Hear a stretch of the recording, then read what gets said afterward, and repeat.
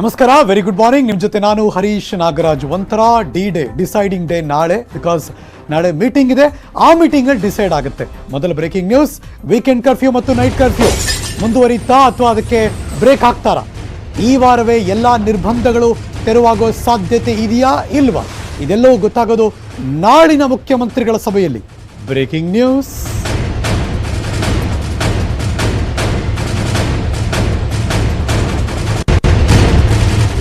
Weekend curfew, night ಕರ್ಫ್ಯೂಗೆ ವಿರೋಧ ವ್ಯಕ್ತ ಆಗ್ತಾ ಇದೆ. ಪಕ್ಷದವರು ಅಂದರೆ ಬಿಜೆಪಿ ನಾಯಕರೇ ವಿರೋಧ ವ್ಯಕ್ತಪಡಿಸಿದ್ದಾರೆ. ಇನ್ನು ಮಾರಾಟಗಾರರು, ಉದ್ಯಮಿಗಳು, ವ್ಯಾಪಾರಸ್ಥರು ಎಲ್ಲರೂ ಕೂಡ ತಮ್ಮ ಅಸಮಾಧಾನ, ಆಕ್ರೋಶ ಎಲ್ಲವನ್ನು ಹೊರಹಾಕ್ತಿದ್ದಾರೆ. ವೀಕೆಂಡ್ ಕರ್ಫ್ಯೂ, ನೈಟ್ ಕರ್ಫ್ಯೂ ತೆರವು ಮಾಡಬೇಕು ಅಂತ ಒತ್ತಡ ಹೆಚ್ಚಾಗ್ತಾ ಇದೆ. ಉದ್ಯಮಿಗಳಿಂದಲೂ ಕೂಡ ಕರ್ಫ್ಯೂ ತೆರವಿಗೆ ಭಾರಿ ಒತ್ತಡ ಬರ್ತಾ ಇದೆ. ತಜ್ಞರ ಅಭಿಪ್ರಾಯದಂತೆ ಮುಂದಿನ ಕ್ರಮಗಳು ಅಂತಾರೆ ಮುಖ್ಯಮಂತ್ರಿಗಳು. ಜನವರಿ 31ರವರೆಗೆ ಯಥಾಸ್ಥಿತಿಯನ್ನು ಮುಂದುವರಿಸೋದಕ್ಕೆ ಏನಾದರೂ ನಿರ್ಧಾರ ಮಾಡ್ತಾರಾ? ದಿನಕ್ಕೆ ರಾಜ್ಯದಲ್ಲಿ ಈಗ 40,000 ಪಾಸಿಟಿವ್ ಕೇಸ್ ಬರ್ತಾ ಇದೆ. ಜನವರಿ ಅಂತ್ಯಕ್ಕೆ ಕೊರೋನಾ ಹೆಚ್ಚಳ ಆಗುತ್ತೆ ಅಂತ ತಜ್ಞರು ಕೂಡ ಹೇಳಿದ್ದಾರೆ. ವೀಕೆಂಡ್ ಕರ್ಫ್ಯೂ, ನೈಟ್ ಕರ್ಫ್ಯೂ ಬಗ್ಗೆ ನಾಳಿನ ಮೀಟಿಂಗ್ನಲ್ಲಿ ನಿರ್ಧಾರ ಮಾಡ್ತೀವಿ ಅಂತ CM ಹೇಳಿದ್ರು.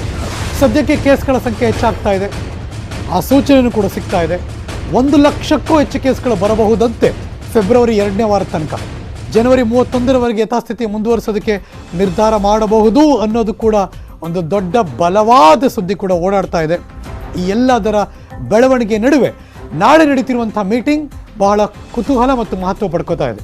ವೀಕೆಂಡ್ ಕರ್ಫ್ಯೂ, ನೈಟ್ ಕರ್ಫ್ಯೂ ನಮ್ಮ ಜೀವನ ಹೊರಟಾಗ್ತಾ ಇದೆ. ಈ ಕರ್ಫ್ಯೂಯಿಂದ ಜೀವನ ಹೋಗ್ತಿಲ್ಲ ಅಥವಾ ಉಳಿತಿಲ್ಲ, ನಮ್ಮ ವ್ಯಾಪಾರ ಮಾಡೋಕ್ಕಾಗ್ತಿಲ್ಲ, ಬದುಕೋಕ್ಕಾಗ್ತಿಲ್ಲ, ಈಗಲೇ ನಮ್ಮನ್ನು ಸಾಯಿಸ್ಬಿಡ್ತಾ ಇದ್ದಾರೆ ಅಂತ ವ್ಯಾಪಾರಸ್ಥರು, ಬೀದಿ ಬದಿ ವ್ಯಾಪಾರಸ್ಥರು ಬೇರೆಲ್ಲ ತಮ್ಮ ಆಕ್ರೋಶ ವ್ಯಕ್ತಪಡಿಸ್ತಾ ಇದ್ರು. ಉದ್ಯಮಿಗಳು, ಹೋಟೆಲ್ ಮಾಲೀಕರ ಸಂಘದವರು ಈಗಾಗಲೇ ಅಹವಾಲು ಕೊಟ್ಟಿದ್ದಾರೆ, ಆಗ್ರಹಿಸ್ತಾ ಇದ್ದಾರೆ. ಇನ್ನು ಸ್ವಪಕ್ಷದ ನಾಯಕರು, ಬಿಜೆಪಿಯ ಮಾನ್ಯ ಸಚಿವರಾದಿಯಾಗಿ, ಶಾಸಕರಾದಿಯಾಗಿ, ಸಂಸದರಾದಿಯಾಗಿ ಈ ಕರ್ಫ್ಯೂ ಯಾಕೆ ಅಂತ ಪ್ರಶ್ನೆ ಮಾಡ್ತಿದ್ದಾರೆ. ಬೇಡ ಅಂತ ಎಲ್ಲರೂ ಹೇಳ್ತಿದ್ದಾರೆ.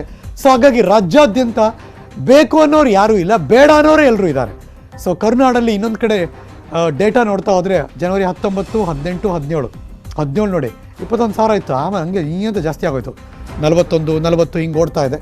ಬೆಂಗಳೂರಿನಲ್ಲಿ ಜನವರಿ 17ಕ್ಕೆ 15 ಇತ್ತಷ್ಟೇ, ಆಮೇಲೆ 25, 24 ಈ ಥರ ಡೇಟಾ ಓಡ್ತಾ ಇದೆ. ಹಾಗಾಗಿ ಎಲ್ಲ ಬೆಳವಣಿಗೆಯನ್ನು ಗಮನದಲ್ಲಿ ಇಟ್ಕೊಂಡು ನಾಳೆ ಮೀಟಿಂಗಲ್ಲಿ ಏನು ಡಿಸೈಡ್ ಮಾಡ್ತಾರೆ ಕಾದು ನೋಡಿ.